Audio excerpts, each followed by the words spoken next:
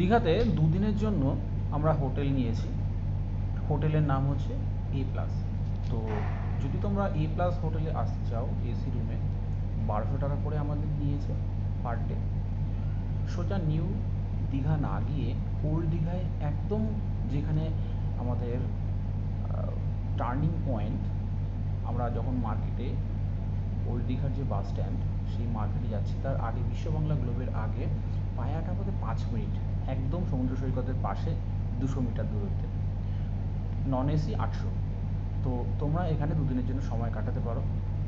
মিল charges 80, 120, 160, 200 এরকম। সবজি, মাছ, মাংস, মাটন, মোটামুটি খুব রিজনেবল। তোমরা এসি রুমেও গরমের মধ্যে দুদিন কাটাতে পারো। পার হেড দুদিন 2000 টাকা করে এনাফ।